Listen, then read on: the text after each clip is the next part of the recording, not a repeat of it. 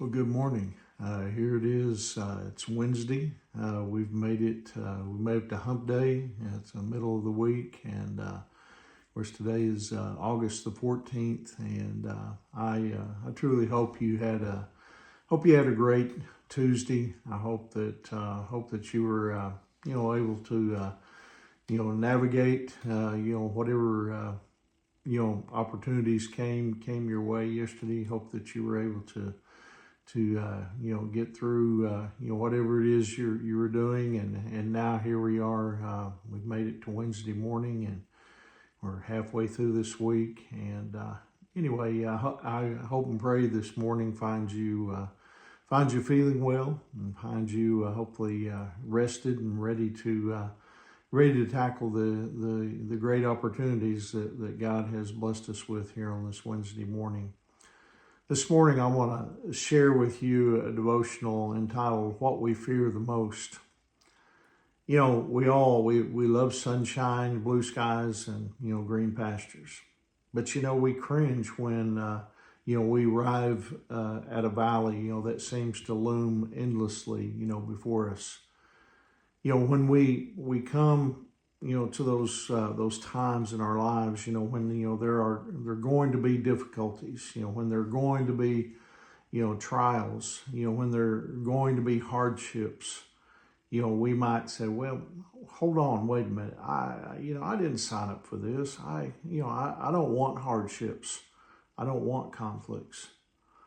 And sadly, when difficulty, tribulation, or persecution comes, now, some Christians, they'll throw in the towel and they'll go back to their old lives.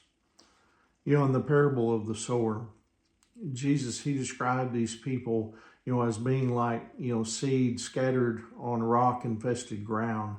The roots went down partially, but then hit the rock, and the plants shot up, but they had no deep roots, to sustain themselves. And when the sun came out, they quickly withered. Jesus said the following in Matthew chapter 13, verses 20 and 21. He said, "The seed on the rocky soil represents those who hear the message and immediately receive it with joy. But since they don't have deep roots, they don't last long. They fall away as soon as they have problems or are persecuted for believing God's word." Among the real tests of conversion are hardships, trials, temptations, persecutions, and yes, valleys. I mean, valleys, storms, and trials they're all a part of part and parcel of the Christian life. Jesus said in John chapter 16, verse 33, "Here on earth you will have too many trials and sorrows, but take heart, because I have overcome the world." He said, you will. He didn't say maybe. He said, you're going to have trials and sorrows. On one occasion, Jesus, he sent the disciples across the Sea of Galilee. And then meanwhile, he was up on the mountain praying.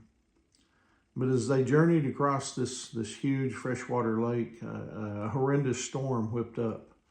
And it was so bad that the waves, could have overtaken and drowned them. But then they saw Jesus walking to them on the water. Now, commenting on this story, the great Bible teacher G. Campbell Morgan, he said this: "He is coming. It is too dark for you to see him yet, but he is coming. He cannot leave you alone to perish. The very waves that threaten to buffet and break you to pieces are pavement for his blessed feet." Sometimes the very things that we fear, the most are the tools, God uses in our lives to bring us closer to him. Often, the valleys in life are not of our own making. Rather God, he allows them, to bring changes in our lives. God certainly wasn't punishing, the Apostle Paul for any sin when he allowed Paul's hardship. Yet Paul suffered what, he described as a thorn in the flesh. It was a result of his, seeing the glory of God. And so thus the Lord, he allowed this difficulty, in his life to, in order to keep him humble. There was also Joseph in the Old Testament, in the book of Genesis, who, through no fault, of his own, he went through tremendous hardships in his life. And then Job, he suffered not because of his sinfulness, but because of his righteousness.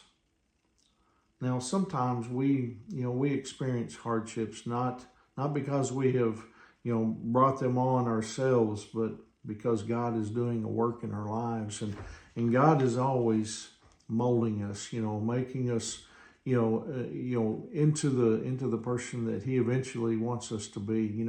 We don't grow overnight. We grow over a period of time in our lives, and God is continually chiseling away the rough spots on us to make us into that person he wants. And so we have to stay the course. We have to stay steady with our relationship with Jesus. And so anyway, I hope that encourages you here on this Wednesday morning, and hope you have a wonderful day.